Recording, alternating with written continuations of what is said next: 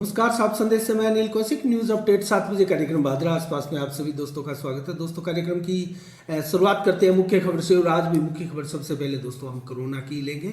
और कोरोना को लेकर दोस्तों सभी विशेषज्ञों द्वारा कहा गया है कि डरने की आवश्यकता नहीं है। और भारत में दोस्तों आज कोरोना के 33,750 मामले आए हैं और लगातार बढ़ते जा रहे हैं दोस्तों। और 123 लोगों की मौत हुई है। मैं आपको आंकड़े बताऊंगा, उससे आप अंदाजा लगा सकते हैं कि हमें सावधानी तो जरूर बरतनी है, लेकिन कोरोना को लेकर पैनिक होने की आवश्यकता बिल्कुल भी नहीं है। तो दोस्तों, मौत का जो ग्राफ है वो बेहद तेजी के साथ नीचे आया है, लेकिन कोरोना का आंकड़ा बेहद तेजी के साथ ऊपर जा रहा है। इसमें दोस्तों एक चीज जो मुख्य कारगर चीज है जो काम कर रही है इस चीज में, वो है दोस्तों ओमिक्रॉन वेरिएंट के चलते हमारे भारत में दोस्तों तेजी के साथ लोगों की इम्यूनिटी पावर मजबूत हो रही है।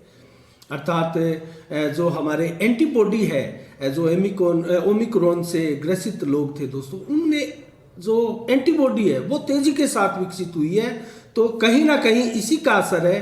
तो मैं आपको केरल के मामले बताऊं, 2802 आए, 78 लोगों की मौत हुई है। तो यहाँ भी अब कहीं ना कहीं ओमिक्रॉन की जो है वो पेट हो चुकी है। और यहाँ मौत का ग्राफ जो है बेहद तेजी के साथ केरल में घटा है। और महाराष्ट्र में 11,877 मामले आए हैं, जिनमें से मात्र 9 लोगों की कोरोना से मौत हुई है। तमिलनाडु में 1594 मामले आए हैं, 6 लोगों की मात्र मौत हुई है।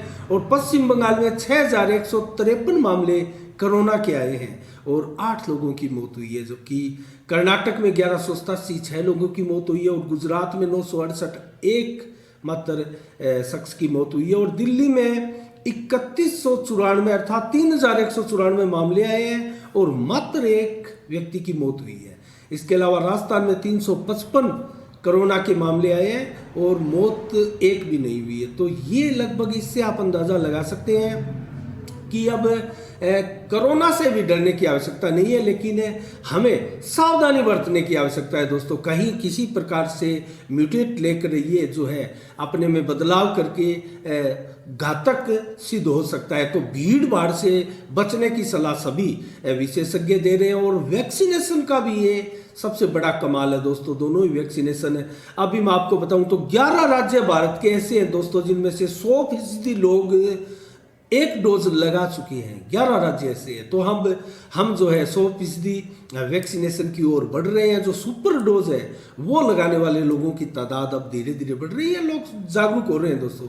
और बच्चों में आज लगभग मैं आपको बताऊं तो अंतिम आंकड़ा हमारे पास जब आया था तो लगभग 4 साढ़े 4 बजे तक जो अंतिम आंकड़ा है दोस्तों, 20 लाख बच्चों को अब तक कोरोना की वैक्सीन लग चुकी है। 15 से 18 साल के बच्चों को आज 3 तारीख को। और दोस्तों जो रजिस्ट्रेशन थे लगभग उस समय तक 40 लाख के करीब रजिस्ट्रेशन हो चुके थे। तो आज रिकॉर्ड भी टूट सकता है। बहुत बड़ी संख्या में बच्चों को वैक्सीनेट आज किया जा सकता है। और अंतिम आंकड़े आएंगे तो कल विस्तार से हम आपको बताएंगे कि आज दिन भर और देर शाम तक कितने लोगों को वैक्सीन लगी। इसके बाद में दोस्तों मैं आपको बताऊं तो कोरोना गाइडलाइन नई आ चुकी है।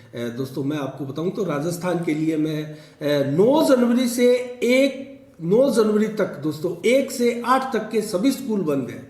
सभी स्कूलों में 9 जनवरी तक अवकाश घोषित कर दिया गया है। और वैक्सीनेशन की दोनों ही डोज को अनिवार्य माना गया है। और उनको लेकर दोस्तों अनेक विभागों में दोस्तों गाइडलाइन भी जारी कर दी गई है। और विवाह समारोह में 100 व्यक्ति ही शामिल होंगे, ये भी गाइडलाइन का हिस्सा है। और दूरी, मास्क, सैनिटाइजर आदि व्यक्तियों की संख्या और वीडियोग्राफी ये सुनिश्चित करने की भी आवश्यकता है जो शादी समारोह होगा उसमें।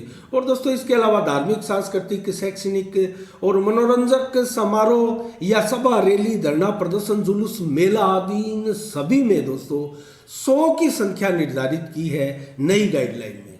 तो इसके अलावा दोस्तों 7 जनवरी से प्रदेश में लागू होगा ये जो नई गाइडलाइन है दोस्तों, वो 7 जनवरी से लागू होने जा रही है और उल्लंघन करने पर इसकी ये जो गाइडलाइन है, हमने आपको मुख्य मुख्य जो चीज़ बताई है दोस्तों, उसकी जो उल्लंघन करने पर जो है जिला कलेक्टर महोदय और जिला मजिस्ट्रेट अपने स्थानीय क्षेत्राधिकार में दोस्तों जो आपदा प्रबंधन अधिनियम 2005 की धारा 51 से 60 है और इसके अलावा राजस्थान महामारी अधिनियम जो बना है 2020 के अनुसार दोस्तों कार्रवाई सुनिश्चित की जाएगी। इसके अलावा रात्रि से सुबह 5 बजे तक भी जन अनुशासन कर्फ्यू राजस्थान में जारी है, इस ये भी लगेगा। तो कुल मिला के दोस्तों ये एक नई गाइडलाइन से है। और आज दोस्तों 3 जनवरी को क्या दिन विशेष है मैं जल्दी से आपको बताऊं तो 2009 में आज ही के दिन अशोक गहलोत ने विधानसभा में विश्वास मत हासिल किया था, आज ही के दिन 2009 में। और इसके अलावा दोस्तों अमेरिका और रूस ने परमाणु हथियारों की संख्या कम करने पर आज ही के दिन जो है सहमति बनाई थी 1993 में। और उसके बाद में दोस्तों परमाणु हथियार बहुत कम भी किए गए दोनों ही देशों महाशक्तियों द्वारा। इसके अलावा 3 जनवरी को आज जन्मने वाले जो मुख्य व्यक्ति है दोस्तों उनके बारे में बताऊं तो जसवंत सिंह भाजपा नेता 1938 में आज के दिन जन्मे थे।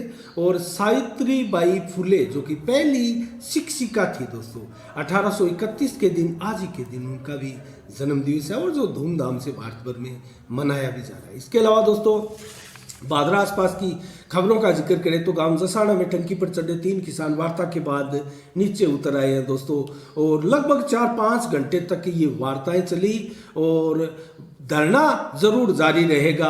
और जो 5 जनवरी को जो महापड़ाव था भादरा सिरसा बाईपास पर दोस्तों उसको स्थगित किसानों ने कर दिया है। और 7 जनवरी से लगातार 16 दिन तक हरियाणा से जो नोर फीडर में जो पानी आता है दोस्तों उसको 200 क्यूसेक पानी देने की मांग जो है 332 क्यूसेक देने की मांग थी लेकिन 200 क्यूसेक पर सहमति बन चुकी है। ये प्रमुख मांग किसानों की थी। इसके अलावा 10 सूत्री मांगे भी थी, नोर फीडर को सीसी बनाने, 4 सीसी हेड पर स्कोडा सिस्टम लागू करने और 4 सीपी हेड पर चल रहे अवैध मोगों को भी जो है बरवाली में ठीक करने आदि और पानी चोरी के लिए भी टीम गठित करने, टीम बनाने और हरियाणा क्षेत्र में नहर की सफाई करने और माइनर पर दोस्तों मॉनिटरिंग करने आदि अनेकों 10 लगभग मांगे थी। और सभी मांगों पर किसानों की समस्या जो समाधान है वो हो चुका है, सहमति बन चुकी है। और इस संघर्ष समिति में जो कि किसानों के द्वारा बनाई गई थी वो किसान वार्ता कमेटी बनाई और दोस्तों कमेटी के हिस्सा थे किसान की तरफ से रामकुमार सारण, राजेंद्र सियाग और गुरमेल सिंह, सुरेंद्र सियाग, करशन सारण, हनुमान, मनीराम गढ़वाल, ओम बिजारनिया, ओंकार सिंह, भक्ताराम आदि ये किसान थे। और दोस्तों एसडीएम महोदय जो नोर के है भागीरथ, तहसीलदार जो राजकुमार तहसीलदार है वो भी वहाँ मौजूद थे और एएससी जो शिव शरण है और दोस्तों पूर्व एएससी अनिल कैथल ये वार्ता में शामिल हुए और सफल वार्ता हुई और सभी किसान धरने से नीचे उतर आए, लेकिन टंकी से नीचे उतर आए, लेकिन धरना अभी भी जारी है किसानों का। तो कई वो किसानों का धरना जो है वो अनेक मांगों को लेकर जारी है, लेकिन ये जो मांगे थी टंकी के ऊपर जो किसान चढ़े थे उनकी मांगे सभी मान ली गई।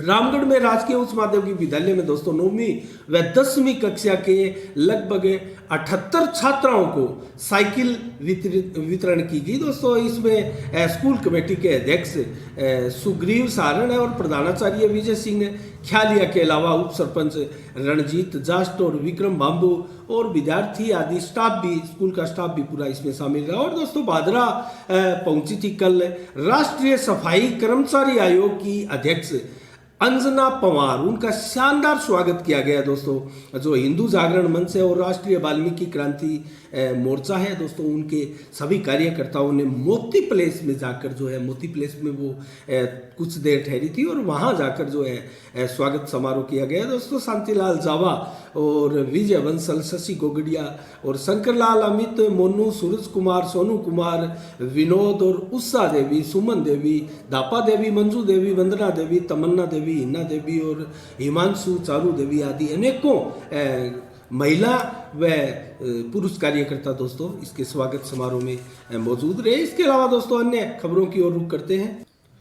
तो दोस्तों अन्य खबरों की ओर रुख करते हैं मैं आपको बताऊं तो 3 जनवरी से आज से और 13 जनवरी तक फॉलोअप शिविर जो प्रशासन गांव के संघ अभियान थे उसके तहत लगाए जा रहे हैं। और दोस्तों आज का जो शिविर है वो किराड़ा बड़ा गांव में लगा, और किराड़ा बड़ा गांव में जो शिविर लगा दोस्तों वो आसपास के अलाइला, मुंदरिया बड़ा, कलाना और किराड़ा बड़ा गांव के लिए था।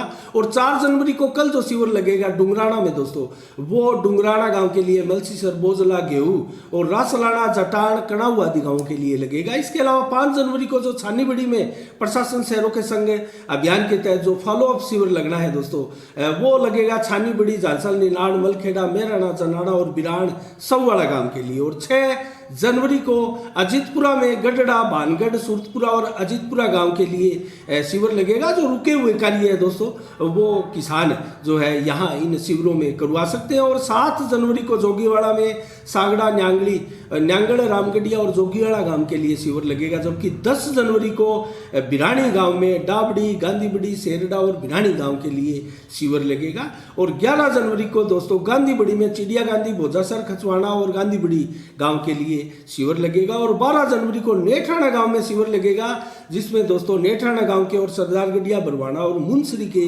लोग जो है वो अपना रुका हुआ काम करवा सकते हैं। इसके अलावा दोस्तों 13 जनवरी को अंतिम दिन पंचायत समिति भादरा में शिविर लगेगा, जिसमें राजपुरा, बांगवा, कर्णपुरा, बनाई, मोटसरा, उत्तरा, दवास, अनूपसर, भाड़ी, डोबी आदि गांवों के लोग जो है वो शिविर में अपना काम जो रुका हुआ काम है वो करवा सकते हैं। इसके अलावा दोस्तों वर्मा डेंटल केयर की तरफ से कणाऊ गांव में एक शिविर आयोजित किया गया जो कल, और उसमें 387 लोग लाभान्वित हुए दोस्तों। इस शिविर में निःशुल्क दवाएं भी वितरण की गई और चिकित्सा परामर्श भी दिया गया। और दोस्तों वर्मा डेंटल एवं जनरल अस्पताल जो कि जिसके संचालक है दोस्तों डॉक्टर बलवान वर्मा, उनकी तरफ से ये शिविर लगाया गया था। पूरा स्टाफ ने वहाँ अपनी सेवाएं भी दी और जांच भी की गई और ग्रामीणों ने भी इस अवसर पर दोस्तों सहयोग किया। इसके अलावा दोस्तों अन्य खबरों में बताऊं तो एक बिरनी खालसा के राजकीय उच्च माध्यमिक विद्यालय में दोस्तों एक बैठक हुई, और ये बैठक हुई दोस्तों सिद्धमुख के पास सादुलपुर में जो लील की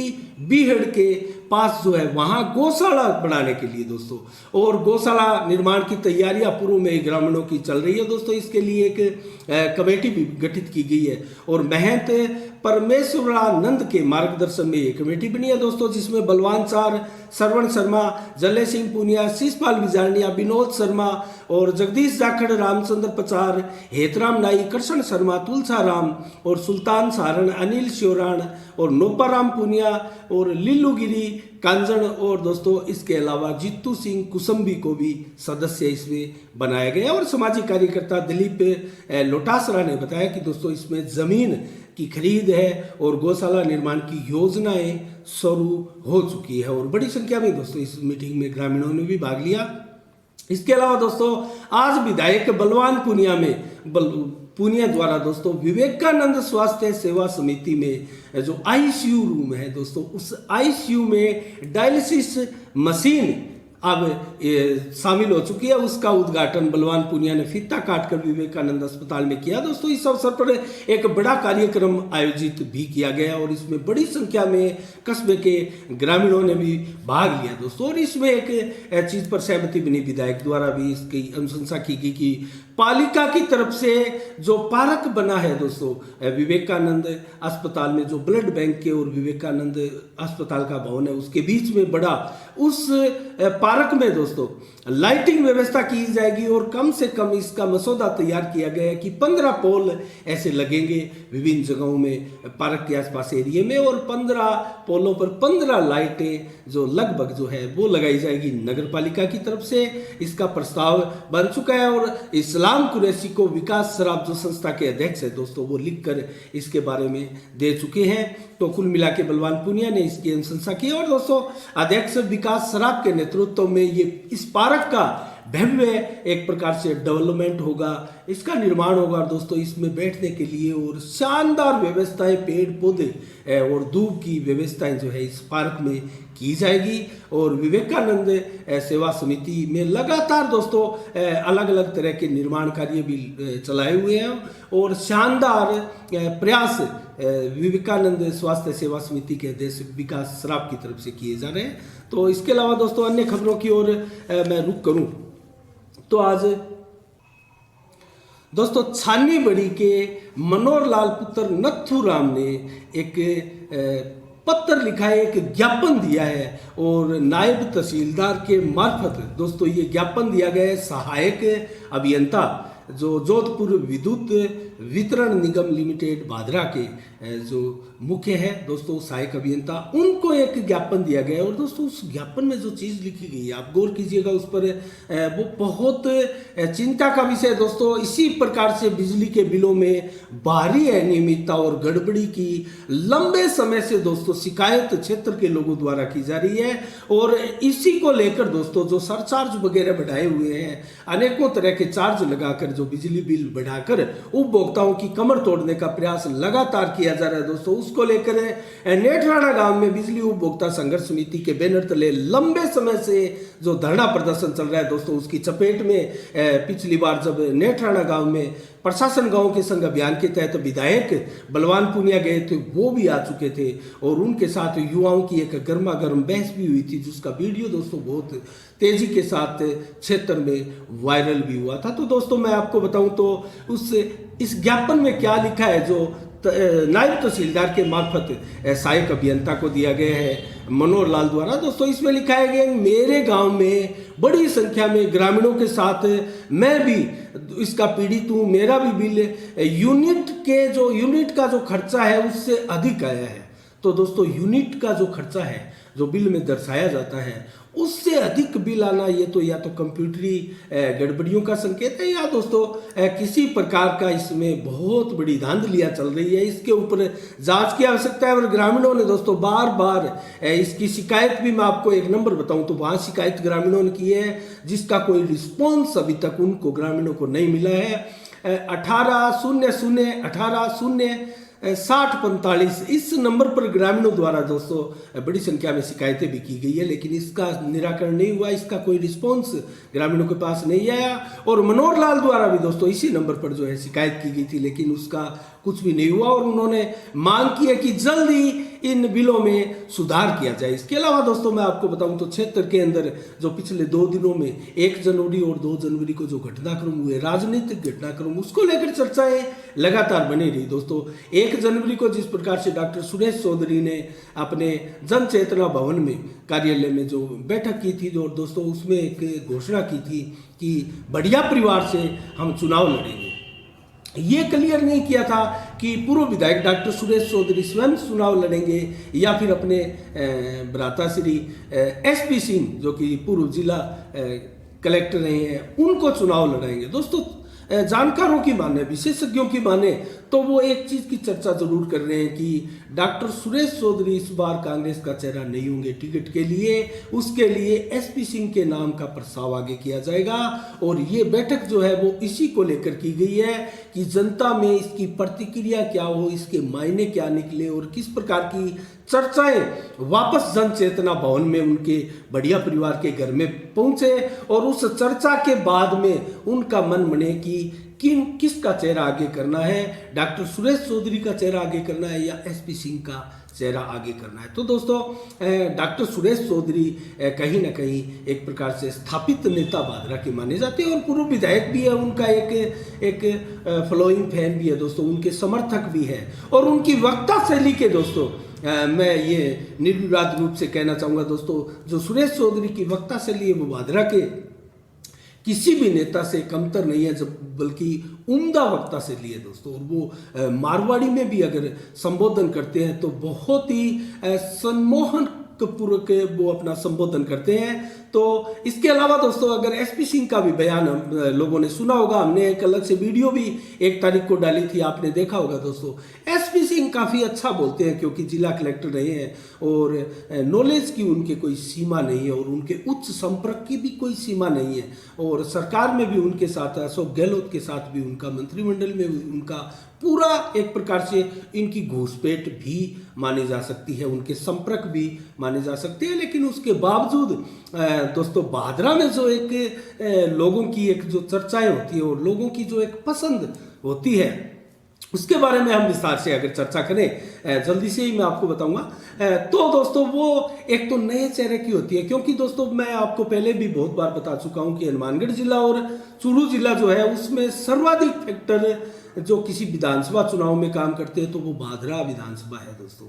और भादरा में मिनिमम मुझे मेरे हिसाब से 8 से 10 मिनिमम फैक्टर काम करते होंगे, और मैक्सिमम तो ये फैक्टर दोस्तों 18 से 20 तक चले जाते हैं। इतने फैक्टर दोस्तों अपने नज़दीकी विधानसभा क्षेत्र तारानगर में नहीं होते। 2 या 3 फैक्टर से मात्र विधानसभा के चुनाव संपन्न हो जाते हैं, और 5 से 7, 8 और मैक्सिमम 8 तक हमने फैक्टर लगभग नौर विधानसभा में देखे, और लगभग इतने ही फैक्टर राजगढ़ विधानसभा में काम करते हैं। जबकि दोनों ही विधानसभा दोस्तों, नौर विधानसभा और राजगढ़ विधानसभा क्षेत्र की प्रमुख ऐसी विधानसभा है जिसमें राजस्थान में दोस्तों इन विधानसभाओं का चर्चा सुनाई देती है। लेकिन दोस्तों भादरा की राजनीति यहाँ कुछ भिन्न है, और यहाँ के दोस्तों जो मतदाता है उनकी भी एक अलग पसंद है दोस्तों। एक तो बाहरी उम्मीदवार को भादरा के मतदाता कभी पसंद नहीं करते, जबकि नौर में ऐसा नहीं है, और राजगढ़ में सादुलपुर में भी ऐसा नहीं है। और दोस्तों वैसे तो बलवान पूनिया भी राजगढ़ से बिलोंग करते हैं, लेकिन दोस्तों बलवान पूनिया का 20 सालों तक भादरा में लंबा संघर्ष रहा है, तो इसको लेकर दोस्तों वो भादरा के ही माने जाते हैं, मलखेड़ा गांव के। तो कुल मिला के कहने का मतलब भादरा में दोस्तों बाहरी उम्मीदवार को हाथों हाथ नहीं लिया जाता है। और एक चर्चा भाजपा में और आ रही है दोस्तों, संजीव बेनीवाल एकमात्र कैंडिडेट भाजपा के है, लेकिन रामकिशन भाकर जो कि नौर के दोस्तों उनकी चर्चा बार बार आ रही है, वो भाजपा में एंट्री मार चुके हैं, और इसको लेकर के भी भादरा से विधानसभा से वो टिकट की मांग कर सकते हैं, या नौर से भी उनकी चर्चाएं हैं। तो दोस्तों भादरा में रामकिशन भाकर का कोई विशेष प्रभाव मैं नहीं मानता, और ना ही यहाँ कोई गुंजाइश हमने ऐसी देखी है। हमने लंबे अनुभव के बयां पर हम बता सकते हैं दोस्तों। हाँ, कुछ जो दीपलाना और जो परलिका आदि ये जो बेल्ट है, गुगामेड़ी का बेल्ट, रामगढ़ का बेल्ट दोस्तों, यहाँ जो नौर तहसील के गांव है इनमें जरूर रामकिशन भाकर सबसे भारी उम्मीदवार साबित हो सकते हैं। लेकिन भादरा के 112 गांव में रामकिशन भाकर का यहाँ कुछ नहीं होने वाला है, तो यहाँ दोस्तों भादरा के ही नेताओं का बंटने वाला है। तो मैं एक चीज और आपको बताऊं तो एसपी सिंह क्या यहाँ कांग्रेस का चेहरा हो सकते हैं डॉक्टर सुरेश चौधरी के चेहरे को पीछे रखकर? तो दोस्तों इसकी संभावनाएं, चर्चा अगर विशेषज्ञों की माने, यहाँ जानकारों की माने, तो एसपी सिंह का नाम ही बढ़िया परिवार जो है आगे करने वाला है। लेकिन दोस्तों मुझे लगता है कि एसपी सिंह और पीपी सिंह के नाम में कोई बहुत ज़्यादा असमानता नहीं है, और उनकी छवि में भी मुझे नहीं लगता कि कोई ज़्यादा असमानता हो। दोनों ही सुलझे हुए अच्छे वक्ता है और अच्छी बातें करने वाले हैं, अच्छे राजनीतिक परिवारों से हैं। लेकिन दोस्तों भादरा में मुझे नहीं लगता कि ये संभव होगा। हाँ, डॉक्टर सुरेश चौधरी का नाम, क्योंकि वो 3 साल अगर दूर रहे हैं तो उन्होंने रीजन बताया दोस्तों, और वो रीजन उनके पांव की चोट दोस्तों, उनके बार बार उनके एक्सीडेंट की घटना है। एक बार उनको सांड ने भी चोट पहुंचाई थी, उसके बाद में एक गाड़ी से भी उनका एक्सीडेंट हुआ था। तो पैर के बिल्कुल दोस्तों पैर डैमेज हो चुका था, और डॉक्टरों द्वारा, चिकित्सकों द्वारा पांव को काटने तक की नौबत आ चुकी थी, ऐसा डॉक्टर साहब ने भी बताया। तो दोस्तों 5 बार ऑपरेशन हो चले हैं, तो इसी के चलते 2.5-3 साल जो है डॉक्टर साहब लंबे अंतराल से रहे थे, क्षेत्र के लोगों से दूरी बनाकर रहे थे, लेकिन अब दावा कर रहे हैं कि लगातार वो जनता के बीच में रहेंगे। तो मुझे नहीं लगता कि डॉक्टर सुरेश चौधरी से कहीं बड़ा चेहरा एसपी सिंह का साबित होने जा रहा है। और दोस्तों जयदीप डूडी की जो भिरानी में मीटिंग हुई, उसको लेकर भी चर्चाएं लगातार क्षेत्र में चली हुई है। और दोस्तों उसकी चर्चा इसलिए है क्योंकि जयदीप डूडी लगातार भादरा तहसील के गांव में, विधानसभा के गांव में जो है दौरे कर रहे हैं, जनसंपर्क अभियान चला रहे हैं, और भिरानी से उन्होंने घोषणा भी कर दी है कांग्रेस की टिकट से चुनाव लड़ने की। तो दोस्तों मैं आपको बताऊं तो जयदीप डूडी अगर कांग्रेस की टिकट नहीं भी मिलती है तो संभवतः वो चुनाव लड़ने वाले हैं, क्योंकि इस प्रकार के जन समर्थन में पहुंच चुके हैं। और बढ़िया परिवार भी क्या कांग्रेस की टिकट नहीं मिले तो चुनाव लड़ने में सक्षम है या लड़ सकते हैं? दोस्तों यहाँ कुछ कहना जल्दबाजी होगी, लेकिन जयदीप डूडी मुझे नहीं लगता कि इस बार गलती करेंगे, क्योंकि हर हाल में उनको चुनाव लड़ना होगा अगर अपना राजनीतिक वजूद उनको बचाना है। तो देखते हैं दोस्तों टिकट कहाँ जाएगी, किसके पास जाएगी। और आज की समीक्षा में दोस्तों इतना ही। कल फिर किसी अन्य विषय पर हम समीक्षा करेंगे दोस्तों। जल्दी से आपको मंडी के भाव में बता देता हूँ। नौर में ग्वार दोस्तों 5921 और सरसों 6651, मूंग 6200 रुपये, मोट 6420 रुपये, चना 4725 रुपये और तारामीरा 5200 रुपये प्रति क्विंटल रहा। और आदमपुर में नरमा दोस्तों 9180 रुपये, कपास 7311 रुपये और सरसों 6741 रुपये और गुवार 4700 रुपये प्रति क्विंटल रहा। और सरसा में नरमा दोस्तों 9257 रुपये और कपास 7221 रुपये, गुवार 5674 रुपये और सरसों 6601 रुपये प्रति क्विंटल रही। और एलनाबाद में दोस्तों नरमा 9300 रुपये प्रति क्विंटल और कपास 7400 रुपये, फतेहाबाद में नरमा 9050 रुपये और कपास 7100 रुपये, जबकि संगरिया में नरमा 9440 रुपये, जबकि अनूपगढ़ में नरमा 9611 रुपये प्रति क्विंटल रहा, जो कि राजस्थान का मुझे लगता है सर्वाधिक भाव है। और सर्वाधिक भाव की बात हम करें तो दोस्तों गुजरात के पाटन मंडी में नरमा जो है 10,055 रुपये प्रति क्विंटल के हिसाब से बिका है, जो कि ये हमें सबसे अधिकतम भाव लगा। और दोस्तों जिस प्रकार से नरमे के भाव में तेजी आ रही है, किसानों के चेहरे जरूर खिले होंगे, लेकिन कपास और सरसों के भाव में दोस्तों लगातार निरंतर गिरावट और गुआर के भाव में कुछ गिरावट, ये कुछ किसानों को जरूर मायूस करता होगा। इसके अलावा दोस्तों अब जल्दी से हम आपको मौसम का मिजाज आपको बताएं तो आज धूप और छाव की लुका छिपी रही, बादलों का आना जाना रहा, 45% बादल रहे, 4 से 7 किलोमीटर की रफ्तार से हवाएं भी चली। और रात को भी दोस्तों 16 डिग्री तक टेम्परेचर रहेगा और मिनिमम टेम्परेचर दोस्तों 6 से 7 डिग्री भी रहने की संभावना है और 4 किलोमीटर की रफ्तार से हवाएं भी चलने की संभावना है और बादल 88% लगभग छाए रहेंगे। कल 4 जनवरी को कैसा रहने वाला है मौसम दोस्तों? 12 से 18 डिग्री टेम्परेचर सुबह रहेगा और 20 से 22 डिग्री शाम को रहेगा और दोपहर को रहेगा, जबकि शाम को 17 से 19 डिग्री टेम्परेचर रहेगा और दिन में हल्की बरसात और झड़ी भी लग सकती है। तो ये कल के लिए एक अचीवमेंट है। और बादल दोस्तों 75 से 100% दिन भर छाए रहेंगे। रात्रि को भी 14 से 15 डिग्री टेम्परेचर रहने की संभावना है कल रात्रि को और 4 से 11 किलोमीटर की रफ्तार से हवाएं और 68% बादल और कुछ साफ मौसम हो सकता है रात्रि को। तो ये दिन भरी थोड़ी बरसात का मौसम बनेगा। तो कुल मिला के आज के शाम के 7 बजे में दोस्तों इतना ही। कल ठीक शाम 7 बजे फिर आपसे रूबरू होंगे नए समाचारों के साथ, नई समीक्षा के साथ। तब तक के लिए दोस्तों आप अपना बहुत बहुत ख्याल रखिएगा। मुझे दीजिएगा इजाजत। सात संदेश से मैं अनिल कौशिक। नमस्कार। जय भारत, जय जय राजस्थान।